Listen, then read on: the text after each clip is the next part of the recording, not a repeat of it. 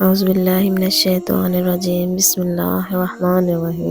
بہت پرانی بات ہے، بغداد کے کسی گاؤں میں ایک ابو سفیان نامی شخص رہتا تھا جو اپنے بیوی اور بچے کے ساتھ بہت مشکل زندگی گزار رہا تھا۔ ایک دن وہ اپنے بیوی اور بچے کو گھر چھوڑ کر بہت پریشان ہو کر گھر سے نکلا۔ وہ اپنے بیوی اور بچے کو بھوک سے تڑپتا نہیں دیکھ سکتا تھا اور وہ تمام دکھوں کو ذہن میں لیے مارا پھر رہا تھا۔ اسی پریشانی میں اس کا ایک بزرگ کے ساتھ سامنا ہوا۔ ان بزرگ کا نام احمد بن مسکین تھا۔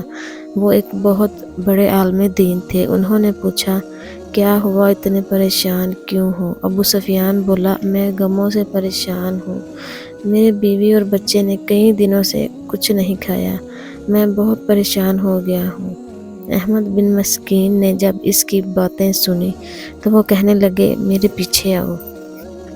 احمد بن مسکین دریا کی طرف چل دیے تو ابو سفیان بھی ان کے پیچھے پیچھے دریا کی طرف چل دیے۔ جب دونوں دریا کے کنارے پہنچے تو احمد بن مسکین نے انہیں 2 رکعت نفل پڑھنے کو کہا۔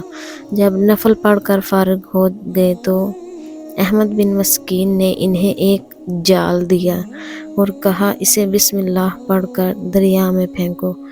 جو ہی جال پھینکا اسی وقت ایک بہت بڑی مچھلی جال میں پھنس گئی۔ وہ بہت خوش ہو گیا۔ احمد بن مسکین نے انہیں بولا، یہ مچھلی بازار میں فروخت کر کے اپنے بیوی اور بچے کے لیے کچھ کھانے کے لیے لے جاؤ۔ ابو سفیان نے کچھ چیزیں کھانے کے لیے لی اور اللہ کا شکر ادا کیا۔ وہ گھر کی طرف جا رہا تھا کہ راستے میں اس کی نظر ایک عورت اور بچے پر پڑی جو بہت پریشان تھے، بھوک سے نڈال تھے۔ ابو سفیان اپنے ہاتھ میں پکڑی ہوئی چیزوں کو دیکھا اور ایک نظر اس عورت کی طرف دیکھا اور اس کے بچے کو دیکھا جو ترستی ہوئی نگاہوں سے اس کی طرف دیکھ رہے تھے۔ پھر ابو سفیان نے سوچا کہ گھر میں اس کی بیوی اور بیٹا بھی بھوکے ہیں۔ پھر ابو سفیان نے اس عورت کے بچے کا حال دیکھا۔ وہ بھوک سے نڈال تھا اور اس نے کھانے کی ساری چیزیں اس عورت کو دے دی۔ وہ بہت خوش ہوئی، رونے لگی اور بچہ بہت مسکرایا۔ پھر اس نے سوچا کہ وہ گھر جا کر اپنے بھوکے بیٹے اور بیوی کا سامنا کیسے کرے گا۔ راستے میں جاتے ہوئے اسے ایک بزرگ کو دیکھا جو لوگوں سے کہہ رہا تھا، کوئی ہے جو اسے ابو سفیان سے ملا دے۔ لوگوں نے کہا، یہ ہے ابو سفیان۔ کسی نے ابو سفیان سے کہا کہ تمہارے والد نے آج سے بہت برس پہلے میرے پاس ایک امانت رکھوائی تھی جو کہ 30,000 دینار ہے، جو میں تمہیں دینے آیا ہوں۔ جب سے تمہارے والد کے انتقال کا سنا، میں تمہیں جب سے ڈھونڈ رہا تھا۔ آج میرا کام پورا ہوا۔ ابو سفیان بولا، میں بیٹھے بٹھائے امیر ہو گیا، میرے کئی گھر بنے، میری تجارت پھیلتی گئی۔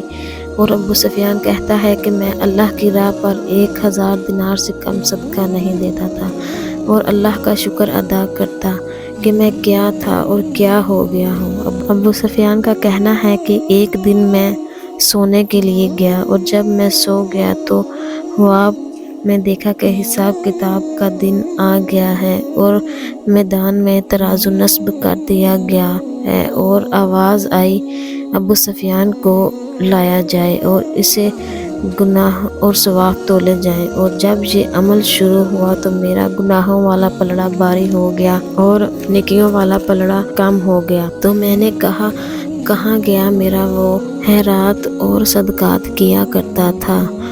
ہر 1,000 دینار کے نیچے میری نفس، میری خودنمائی کی خواہش کا غبار چڑھا ہوا تھا جس نے ان صدقات کو ردی سے بھی زیادہ ہلکا کر دیا تھا۔